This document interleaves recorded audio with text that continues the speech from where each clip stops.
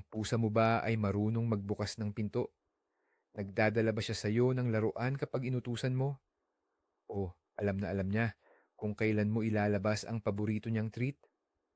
Kung ganyan, posibleng may kasama kang tunay na henyo sa bahay. Marami ang nag-iisip na ang pusa ay basta lang mga cute at independenteng nilalang. Pero ang talino ng ilang breed ay siguradong ikagugulat mo. Ngayon, inihanda namin ang top 10 listahan ng pinakamatalinong lahi ng pusa. Aalamin natin kung ano ba talaga ang gumagawa sa isang pusa na matalino at titingnan kung kabilang ba ang yung balbon na kaibigan sa listahan ng mga henyo. Humanda ka dahil posibleng pagkatapos ng video na ito, iba na ang tingin mo sa iyong alaga. Pero paano nga ba sinusukat ang talino ng isang pusa? Hindi naman ito parang pagsusulit sa eskwela.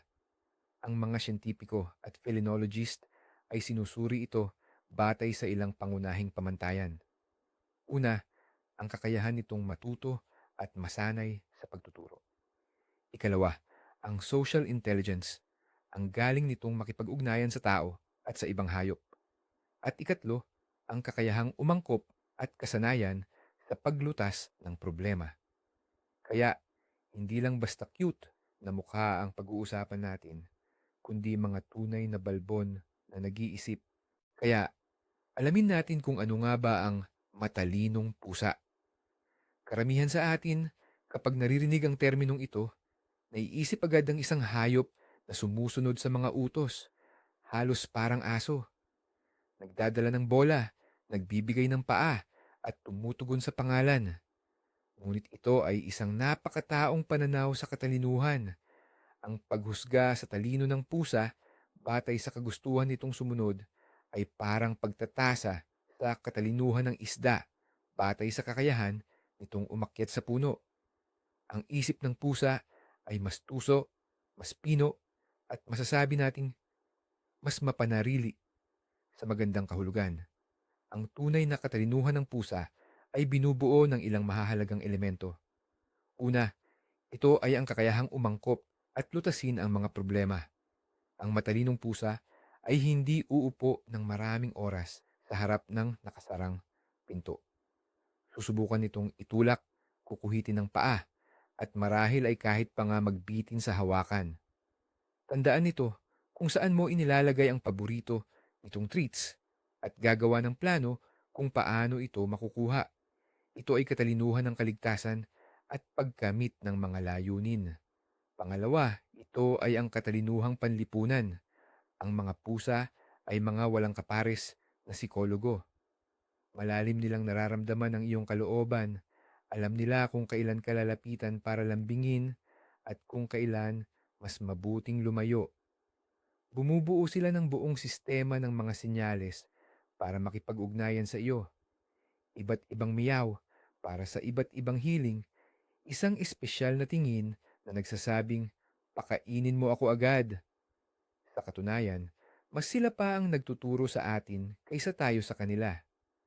Kaya naman, hindi lang natin titingnan ang ating mga kalahok bilang simpleng tagagawa ng mga trick, kundi bilang mga tunay na estratehista at palaisip. Narito ang pangunahing kabalintunaan na mahalagang maunawaan bago natin simulan ang ating listahan. Madalas iniisip ng marami, kukuha ako ng matalinong pusa at tiyak na maiintindihan niya ang lahat, magiging perpekto at masunuring alaga. Pero ang totoo, baka mas kabaliktaran pa nga ang mangyari. Ang pagiging sobrang talino ng pusa ay hindi madalas nangangahulugang pagiging masunurin, kundi mas patuloy na hamon para sa'yo bilang may-ari. Oo, tama ang dinig mo. Ang matalinong pusa ay parang walang tigil na makina na laging naghahanap ng pwedeng ipang-aliw sa kanyang utak. At kung hindi mo siya bibigyan ng makabuluhang gawain, siya mismo ang hahanap. At malamang, hindi mo magugustuhan ang gagawin niya. Ito ang klase ng pusa no, matututong magbukas ng mga cabinet sa kusina para lang silipin ang laman nito. Ito ang alaga na makakaintindi kung paano buksan ang hawakan ng pinto at gagawa ng sarili niyang pag-alagala sa gabi sa loob ng bahay. Mabilis magsawa ang mga pusang tulad nito. Ang paulit-ulit na gawain or routine ay pinakamasamang parusa para sa kanila. Ang kanilang mausisang isip ay uhaw sa bagong karanasan, laro at mga palaisipan. Kung hindi nakakakuha ng sapat na hamon ng utak nila, sila mismo ang maghahanap ng paglilibangan. Sadyang ibabagsak ang mga gamit sa mesa para lang makita ang reaksyon mo o gagawa ng pangangaso sa mga binti mo. Hindi ito pagiging pasaway. Ito ay isang sigaw ng tulong mula sa isang henyong nababagot. Kaya tandaan, ang buhay kasama ang matalinong pusa ay isang nakakaaliw, pero mapanubok na pakikipagsapalaran. Kaya naman, nangunguna sa ating top 10 ng mga pinakamatalinong lahi ng pusa ang elegante at kaakit-akit na Russian Blue. Marahil ay nagtataka kayo dahil ang mga pusang ito ay mas kilala sa kanilang pagiging mahiyain at marangyang anyo. Ngunit sa likod ng kanilang pilak na balahibo at matang emerald ay nakatago ang isang matalas at mapagmasid na isipan. Ang mga Russian Blue ay tunay na introvert sa mundo ng pusa. Ang kanilang talino ay hindi sumisigaw, bagkus ay lumalabas ito sa maliliit na bagay. Sila ay napakalinis at mabilis matuto sa paggamit ng litter box. Madalas, kahit walang tulong mula sa kanilang amo, ang mga pusang ito ay may pambihirang memorya. Kung minsang nasaktan mo ang isang Russian Blue, matatandaan niya ito ng napakatagal. Ngunit ang kabutihan ay hinding-hindi niya malilimutan. Nasusuklian niya ng walang hanggang katapatan. Ang kanilang katalinuhan ay lumalabas sa kakayahan nilang maramdaman ng husto ang kapaligiran sa bahay. Hindi sila kailanman magiging mapilit kung nakikita nilang abala ka o wala sa mood. Ngunit palagi silang nandoon sa tamang oras. Bukod pa rito, sila ay napakasensitibo sa intonasyon ng boses ng tao at kayang intindihin ang kahulugan ng maraming salita. Huwag kang maghintay ng mga trick na pang-circus mula sa kanila. Ang kanilang talino ay nakatuon sa pagbuo ng maayos at matibay na relasyon sa taong pinili nilang maging kaibigan. Ito ay talinong hindi para sa palabas, kundi para sa malalim at tahimik na pagkakaibigan.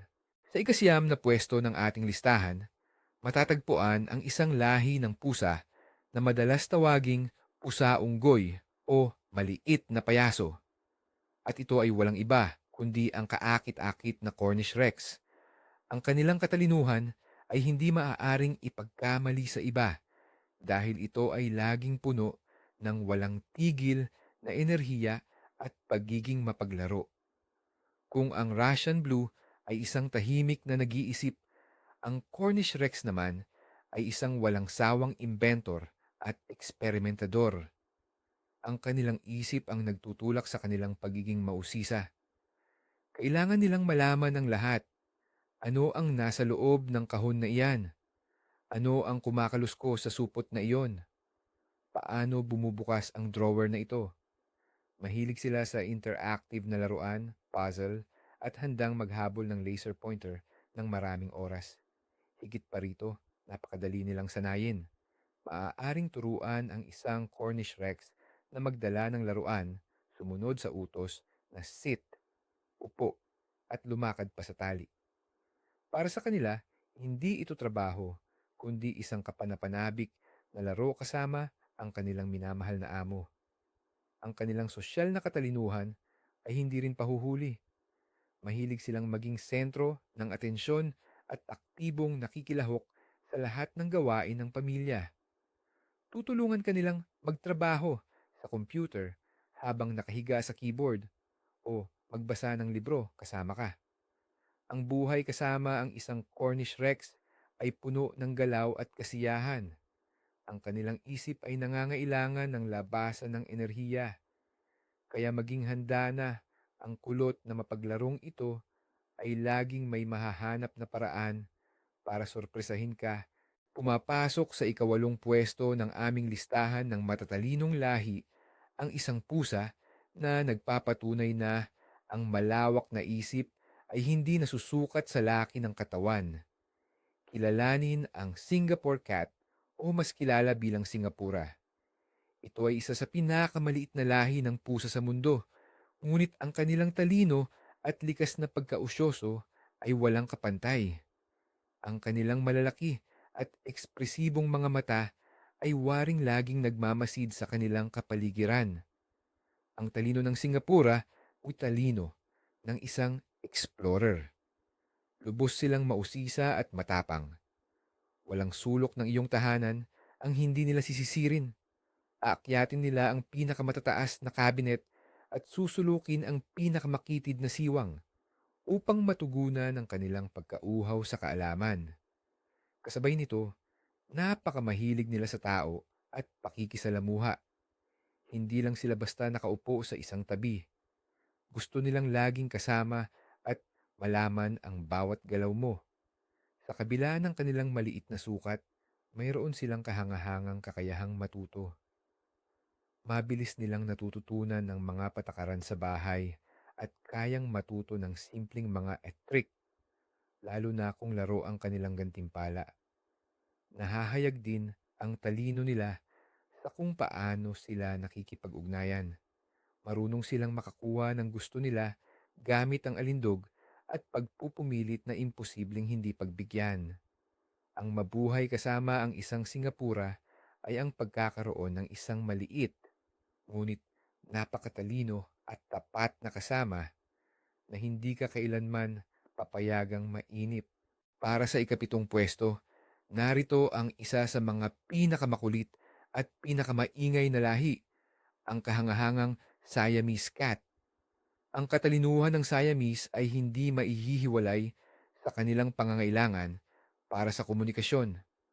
Ang mga pusang ito ay sadyang nilikha para makipag-ugnayan sa tao at ginagamit nila ang buong kakayahan ng kanilang isip para dito. Ang mga Siamese ay may napakalawak na hanay ng mga tunog na nilalabas. Hindi lang ito basta meow. Ang kanilang boses ay maaaring magpahiwatig ng paghiling, pagrereklamo, pagpapakita ng tuwa o pagtatanong. Mabilis na nauunawaan ng isang matalinong Siamese kung aling tunog ang magpapabangon sa iyo para punuin ang kanilang mangkok at kung alin naman ang magpapabuhat sa iyo para haplusin sila.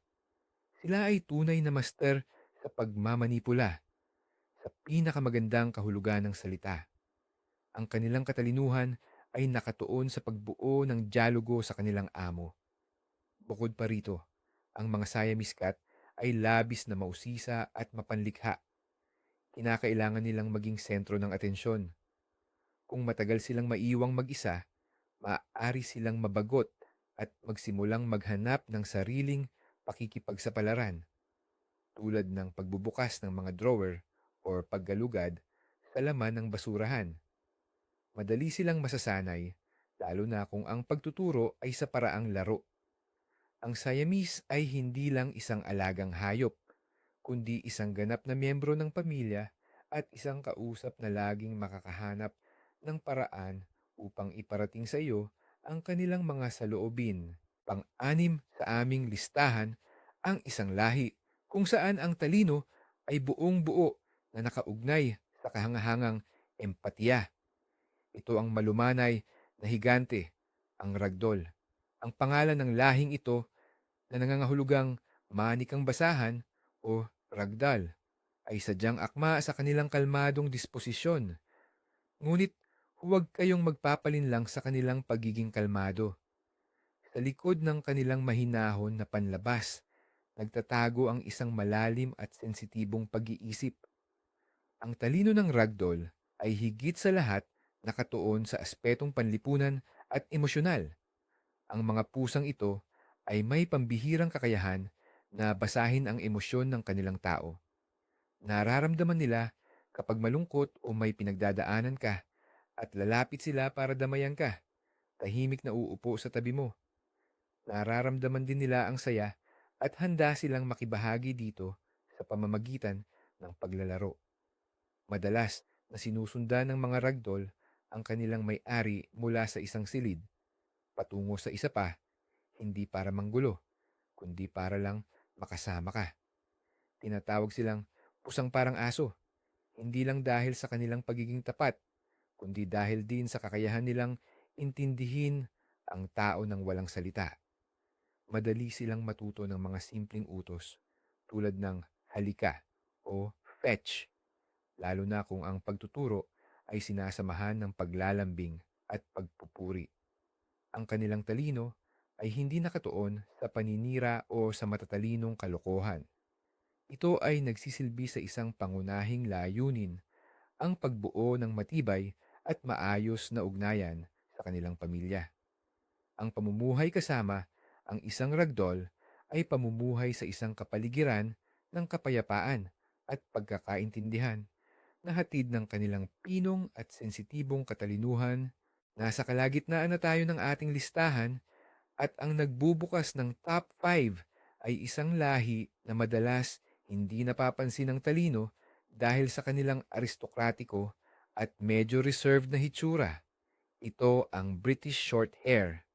Ang kanilang malambot na balahibo at marangal, kalmadong presensya ay nagbibigay sa kanila ng imahe ng isang pilosopong mahilig magmuni-muni lang sa upuan. At may katotohanan nga ito. Ang mga British Shorthair ay mga pusang mapagmatyag. Hindi ipinagyayabang ng mga British ang kanilang talino. Sa halip, ito ay mas analytical. Bago sila gumawa ng kahit ano, matagal munang magmamasid ang isang British Shorthair. Susuriin ang sitwasyon at saka pa lang magdedesisyon. Hindi sila basta susugod ng mabilis para lang habulin ang laruan. Sa halip, susuriin nila ang takbo ng paglipad nito at sasaluhin sa pinakakomportabling punto na may kaunting pagsisikap. Sila ay tunay na mga stratehista. Lubos nilang naiintindihan ang mga limitasyon at patakaran na itinakda sa bahay at bihira nila itong labagin, lalo na kung sa tingin nila ay makatwiran ang mga ito. Gayunpaman, hindi rin sila nawawala ng diskarte. Kung may gustong makuha ang isang British Shorthair, makakahanap sila ng paraan para makamit ito. Ngunit, gagawin nila ito ng tahimik at metodiko. Halimbawa, hindi siya iingay o sisigaw malapit sa kainan. Sa halip, uupo siya sa tabi mo at hihimukin ka sa pamamagitan ng kanyang pamosong Cheshire Cat na tingin na mahirap tanggihan. Ang kanilang talino ay talino ng isang pasyenteng nag-iisip na pinahahalagahan ang kaayusan, ginhawa at mas gustong lutasin ang mga problema gamit ang isip, hindi ang lakas. Pang-apat sa listahan ay isa sa pinakakilala at walang duda pinakamatalinong lahi ng pusa sa mundo. Ito ang masigla at marilag na Abyssinian. Kung susukatin ang talino ng pusa sa kuryosidad at hilig sa aksyon, ang Abyssinian ang tiyak na magiging kampeon. Ang kanilang isip ay tulad ng isang walang sawang explorer at adventurer. Hindi kayang maupo lang ng walang ginagawa ang Abyssinian.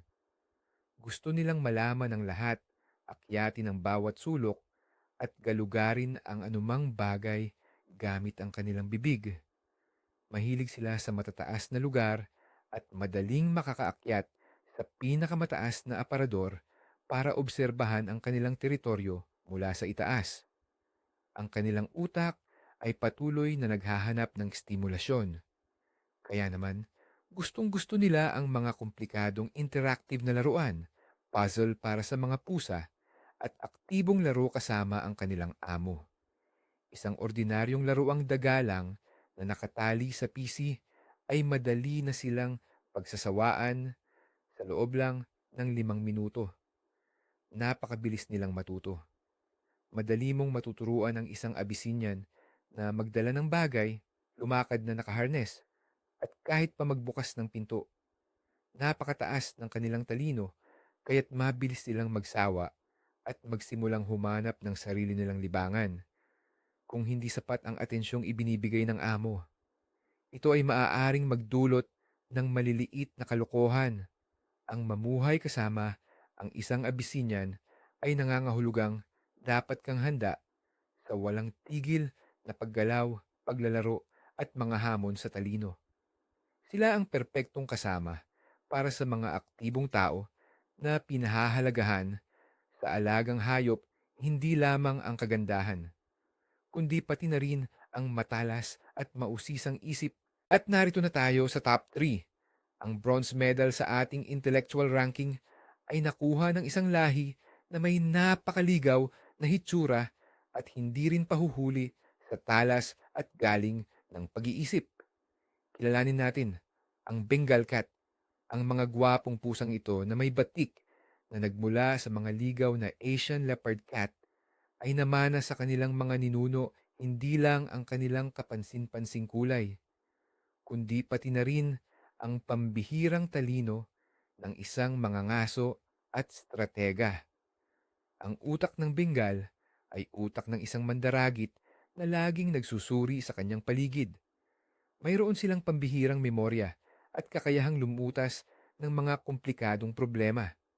Ang pagbukas ng cabinet, pagkuha ng pagkain mula sa nakasarang lalagyan, o ang pagbukas ng gripo ng tubig para paglaruan ang agos nito. Para sa isang Bengal, hindi ito problema kundi isang nakakaaliw na palaisipan.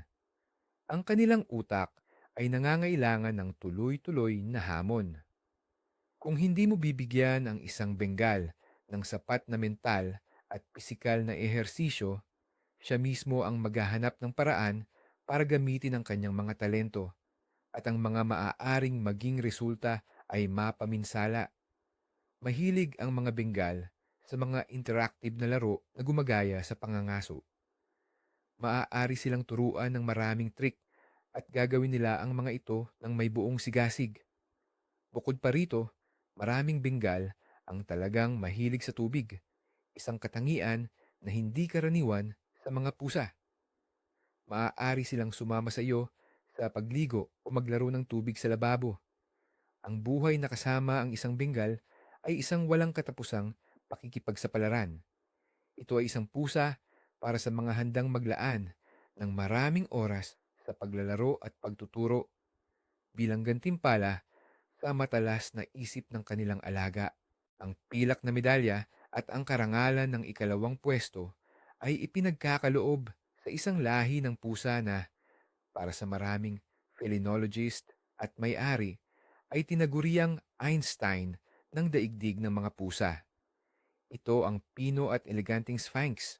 Ang kanilang kakaibang hitsura, ang kumpleto o bahagyang kawalan ng balahibo ay nakakaakit ng pansin, ngunit ang kanilang pinakamalaking bentahe ay ang pambihira, halos pangtaong katalinuhan. Ang talino ng Sphinx ay pinaghahalong matalas na lohikal na pag-iisip, walang hanggang pagiging mausisa at malalim na pagkakaugnay sa tao. Patuloy silang nag-aaral, nag-aanalisa at gumagawa ng mga konklusyon. Ang mga Sphinx ay kayang lutasin ang napakakomplikadong gawain na nakakapagpalito sa ibang lahi ng pusa. Naaalala nila ang pagkakasunod-sunod ng mga aksyon upang makamit ang kanilang layunin, tulad ng pagbubukas ng isang komplikadong kandado sa kulungan na may lamang treats. Madalas silang inihahambing sa maliliit na bata dahil sa kanilang likas na pagiging mausisa na galugarin at hawakan ang lahat gamit ang kanilang maliliksing paa. Ang mga Sphinx ay labis na nakatuon sa tao. Ang kanilang talino ay nakatuon sa patuloy na pakikipag-ugnayan. Sasalubungin ka nila sa pinto, makikisali sa lahat ng gawain sa bahay, at susubukang kausapin ka sa pamamagitan ng kanilang pagpur at iba't ibang tunog. Madali silang matuto ng mga utos at kinagigiliwan ang mga palaisipan at interactive na laruan. Ang Sphinx ay hindi lang basta alagang hayop. Ito ay isang kasama at kaibigan na nangangailangan hindi lang ng init para sa kanyang katawan, kundi pati na rin ng patuloy na pampasigla para sa kanyang natatanging isip. Ito na, ang sandali ng katotohanan. Drumroll please. Ang unang pwesto at ang titulo ng pinakamatalinong lahi ng pusa sa buong mundo ay napupunta sa Burmese cat. Maaaring ikagulat ito ng ilan. Hindi kasing kilala ang mga Burmese tulad ng mga Siamese o Bengal, ngunit ang mga sadyang mapalad na nakasama ang pusang ito ay nagkakaisang sasabihin, nakakamangha ang kanilang talino. Kaya ano nga ba ang kanilang sikreto? Ang katalinuhan ng Burmese cat ay perpektong balanse ng lahat ng uri ng talino. Taglay nila ang mapaglarong kuryosidad ng isang Cornish Rex, ang malalim na empatiya ng isang ragdoll, at ang katapatan na parang aso. Ngunit lahat ng ito ay nasa pinakamataas na antas. May pambihirang kakayahang matuto ang mga Burmese. Naaalala nila ang mga utos sa unang pagturo pa lang at handa silang gawin ang mga komplikadong trick para lang mapasaya ang kanilang amo. Ngunit ang kanilang tunay na henyo ay nasa pakikisalamuha. Hindi lang sila nakikipag-ugnayan sa tao. Bumubuo sila ng tunay na pakikipagsosyo. Pinag-aaralan ng Burmese ang iyong mga gawi, ang iyong pang-araw-araw na schedule, maging ang iyong intonasyon. Alam na alam niya kung kailan ka pasasayahin sa pamamagitan ng paglalaro at kung kailan naman ay kailangan mo lang siya na tahimik na makasama. Napakatalino nila na sila mismo ang madalas na nagsisimula ng laro. Dinadala ang laruan at mapilit na humihingi ng iyong atensyon. Pinapanatili nila ang kanilang pagiging mapaglaro at mausisa tulad ng kuting hanggang sa kanilang pagtanda, kaya't nananatiling aktibo ang kanilang utak. Ang Burmese ay hindi lang matalinong pusa. Isa itong tunay na intelektual at ang kaluluwa ng bawat samahan. Ngayong kilala na natin ang mga kampeon, pag-usapan naman natin kung paano mo makikilala ang isang henyo sa sarili mong pusa, anuman ang lahi nito. Dahil ang mga likas na matalino ay makikita rin kahit sa mga ordinaryong pusang gala. Kaya, ang una at pinakamalinaw na senyales ay ang kakayahan niyang lumutas ng problema ng mag-isa. Obserbahan mo kung paano kumikilos ang alaga mo kapag nahaharap sa mga problema. Sinusubukan ba niyang buksan ang pinto sa pamamagitan ng pagbitin sa doorknob? Sinusungkit ba niya ng paa ang laruan na gumulong sa ilalim ng sofa? Sa halip na umupo lang at mangyak-ngyak ng umiyaw, baka naman naintindihan na niya kung paano gumagana ang gripo. At ngayon, siya na mismo ang nagbubukas ng tubig para makainom? Hindi lang ito kalokohan. Ito ay malinaw na pagpapakita ng pagiging mapamaraan at matalas na pag-iisip. Isa pang halimbawa ay ang kakayahan niyang makahanap ng ibang paraan o bypass. Halimbawa, isinara mo ang pinto sa kwarto kung nasaan ang lalagyan ng pagkain niya. Ang simpleng pusa ay kakamutin lang ang pinto. Pero ang matalinong pusa ay hahanap ng ibang pasukan, marahil sa pamamagitan ng ibang kwarto o maging sa bintana. Ang ganitong pagiging mapamaraan ay isang malinaw na tanda na ang iyong alaga ay may pambihirang isip na patuloy na naghahanap ng mga hindi pangkaraniwang solusyon. Ang pangalawang malinaw na palatandaan ng katalinuhan ng iyong pusa ay ang kanilang matalas na memorya. Hindi lang ito tungkol sa pag-alala kung nasaan ang kanilang kainan. Sa katunayan, ang memorya ng pusa, lalo na ng mga matatalino, ay mas komplikado. Hindi lang ito basta pag-alala. Sinasakop nito ang parehong positibo at negatibong karanasan na bumubuo ng masalimuot na pag-uugali. Napansin mo ba na kinakabahan at nagtatago ang iyong pusa bago mo pa man mailabas ang pet carrier? Hindi lang simpleng pagtugon sa isang bagay ang ginagawa niya.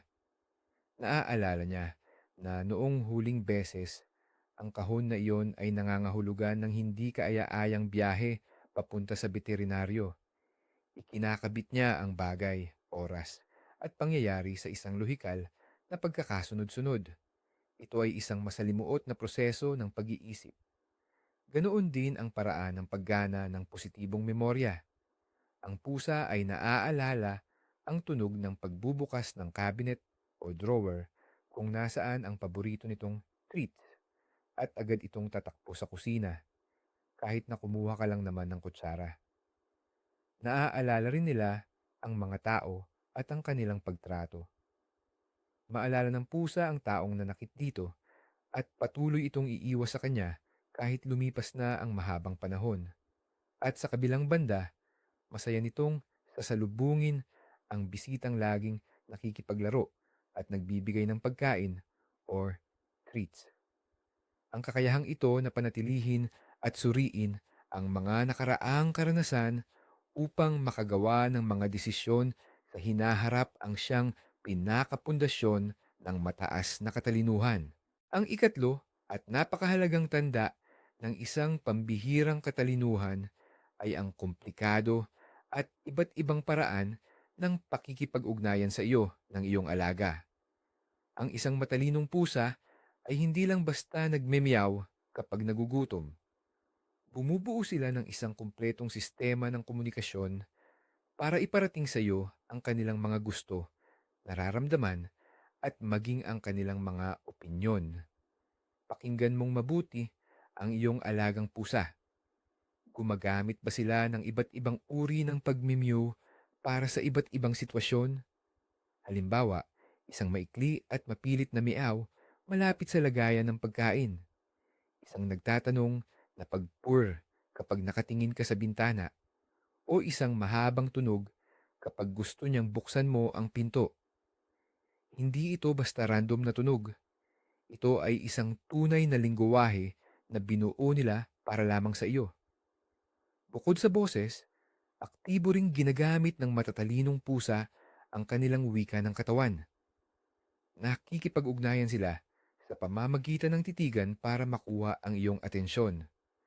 Maaari ka nilang dahan-dahang itulak ng kanilang paa o ulo sa tamang direksyon na parang literal kang ginagabayan para ipakita kung ano ang gusto nila. Ang iba naman ay nagdadala pa ng kanilang mga laruan at inilalagay ito sa iyong kandungan na malinaw na nagpapahiwatig na oras na para maglaro. Kung ang iyong pusa ay gumagamit ng ganito, karaming paraan ng pakikipagkomunikasyon, makakasiguro ka na nakikipag-ugnayan ka sa isang tunay na intelektual na nakikita ka hindi lang bilang pinagmumulan ng pagkain, kundi bilang isang katuwang sa pag-uusap. Kaya paano mo matutulungan ang matalino mong pusa na hindi mainip at mapaunlad ang kanyang mga kakayahan? Napakadali lang ng sagot sa pamamagitan ng mga laro at palaisipan. Ang utak ng pusa, tulad ng sa tao, ay nangangailangan ng patuloy na pag-eehersisyo. Ang simpleng laro ay hindi lang pampalipas oras, kundi isang mahalagang kasangkapan para pasiglahin ang kanilang pag-iisip. Magsimula sa simple. Ang mga interactive na laruang pamimingwit na gumagaya sa pangangaso ay hindi lang nagpapatakbo sa pusa, kundi nagpapaisip din sa kanya na kalkulahin ang daanan, planuhin ang pagtalon, at gumawa ng mabilis na desisyon.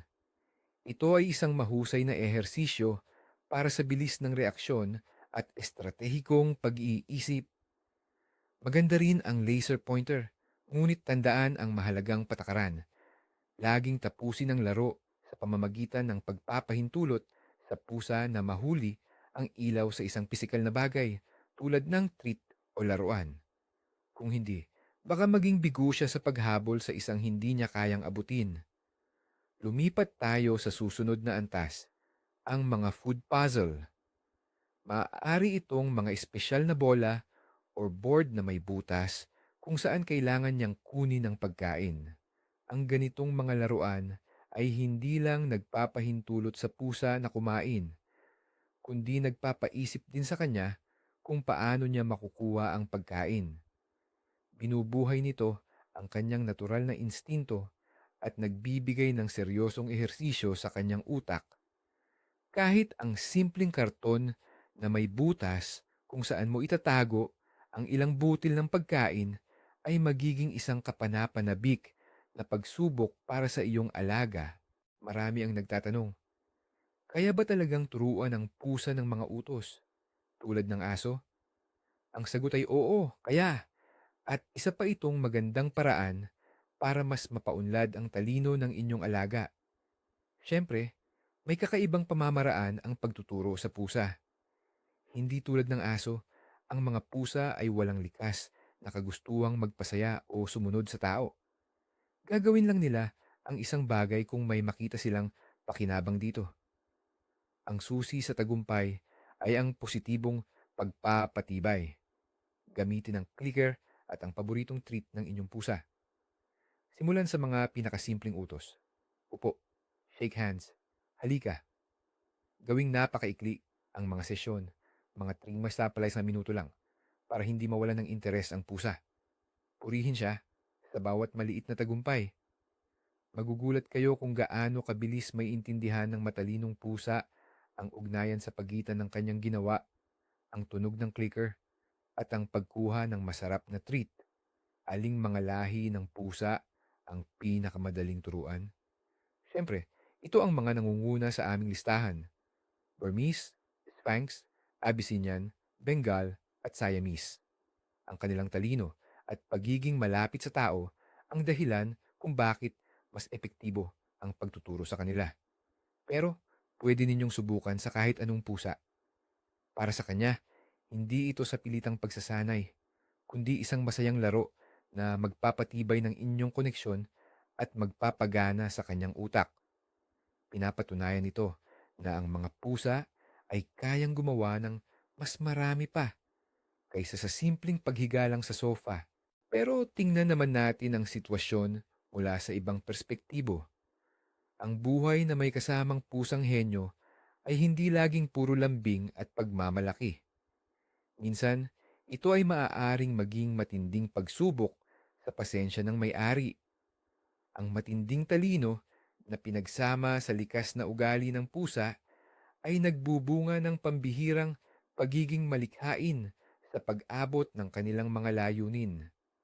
Mabilis na matutuklasan ng napakatalinong pusa ang lahat ng iyong kahinaan. Maiintindihan niya na ang malakas na pagngiyaw sa 5:00 ng umaga ay tiyak na magpapabangon sa iyo at magtutulak sa iyong punuin ang kanyang mangkok. Matututo siyang buksan hindi lamang ang mga pinto sa loob ng bahay, kundi pati na rin ang refrigerator, kung hindi ito nilagyan ng espesyal na proteksyon. Kaya niyang maghulog ng mga bagay mula sa mga estante, hindi lang basta-basta, kundi may tiyak na layunin ang makuha ang iyong atensyon kapag masyado kang abala sa pagtatrabaho sa harap ng computer. Ang mga ganitong pusa ay nangangailangan ng patuloy na atensyon at pagpapasigla ng isip. Kung naiinip sila, nagsisimula silang maglibang ng sarili at ang kanilang mga libangan ay maaaring kasama ang pagkalmot sa wallpaper, paghuhukay sa mga paso ng bulaklak o paghabol sa mga kawad. Hindi ito gawa ng pagiging malikot lang, kundi resulta ng hindi na ilalabas na kakayahan. Kaya naman, bago ka pa mangarap ng isang pusang intelektual, tanungin mo ang iyong sarili: handa ka bang araw-araw na maglaro kasama niya ng mga larong magpapasigla sa kanyang isip, mag-isip ng mga bagong hamon, at sa esensya, mamuhay kasama ng isang napakatuso at mapaghanap na apat na taong gulang na bata na hindi kailanman lalaki? Dito natin gustong bigyang diin ang isang napakahalagang punto. Ang ating mga rating ay nakakaaliw, oo, pero batay lang ang mga yan sa pangkalahatang katangian ng iba't ibang lahi ng pusa. Sa tunay na buhay, ang talino ng bawat pusa ay talagang natatangi. Kaya huwag kang malungkot kung ang iyong minamahal na alaga ay isang simpleng pusang kalye at hindi kasama ang lahi nito sa anumang top listahan. Dahil wala yang ibig sabihan, kahit anong pusa na napulot sa kalye ay pwedeng maging isang henyo. Isipin mo, ang mga pusang ito ay kinakailangang magpakita ng matinding diskarte para mabuhay simula pa pagkabata. Natututo silang maghanap ng pagkain, umiwas sa panganib, at makipag-ugnayan sa ibang hayop at maging sa mga tao. Ang kanilang matinding karanasan sa buhay ang pinakamahusay na paaralan para mas lalo pang mahasa ang kanilang adaptive intelligence. Dahil dito, mas magiging tuso at maparaan ang isang pusang kalye kaysa sa kahit sinong purong lahi na itinuturing na aristokratong pusa. Sa bandang huli, ang lahi ay nagbibigay lang ng ilang likas na katangian o predisposition. Pero ang pag-unlad ng talino ng isang pusa ay 90% nakasalalay sa kapaligiran kung saan ito lumaki, sa pakikisalamuha, sa mga laro, at syempre sa pagmamahal at atensyon na ibinibigay ng amo. Kaya huwag kang tumingin sa kung ano ang lahi niya o sa kanyang pedigree, kundi sa mismong alaga mo. Pagmasdan mo siya, makipaglaro ka sa kanya, at sigurado akong makikita mo ang kislap ng pagiging henyo na nagpapakaba sa kanya na tunay na kakaiba at pinakamahusay sa buong mundo para sa iyo. Kaya, naisa-isa na natin ang mga lahi mula sa ikasampung pwesto hanggang sa ating kampeyon. Pero, heto ang isang malaking punto na dapat nating pag-isipan. Ang pinakamatalinong pusa ay hindi palaging isang purong Sphinx o Abyssinian. Ito ay isang pusa na natutong perpektong kontrolin. Ikaw, pag-isipan mo, kapag ang iyong pusa ay nagmimyaw ng may tiyak na tono sa tapat ng mangkok, hindi lang siya humihingi ng pagkain. Ginagamit niya ang isang pinagpraktisang paraan ng komunikasyon na siguradong epektibo. Kapag siya ay kumakaskas sa iyong mga binti sa sandaling malungkot ka, ipinapakita niya ang mataas na social intelligence para makakuha ng lambing. Ang kanilang tunay na henyo ay nasa kakayahan nilang perpektong umayon sa atin at sa totoo lang, sanayin tayo para matugunan ng kanilang mga pangangailangan. Tandaan, ang katalinuhan ay hindi lamang nakasalalay sa lahi, kundi pati na rin sa kapaligiran, atensyon, at pagmamahal na ibinibigay mo sa iyong alaga.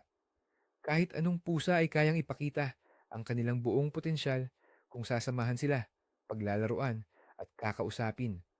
Ang aming ranggo ay isang gabay lamang, pero ang tunay na galing ng iyong alaga ay makikita mo araw-araw at para sa iyo, palagi siyang magiging numero uno. Salamat sa panonood ng video na ito hanggang sa huli.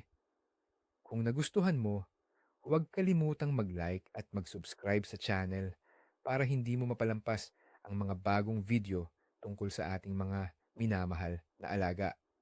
At ngayon, ang pinakakapana-panabik na tanong, kasama ba ang iyong pusa sa aming ranggo? O baka naman, sa tingin mo ay nakalimutan naming banggitin ang pinakahenyo na lahi? Ibahagi sa comments kung anong matatalinong bagay ang ginagawa ng iyong alaga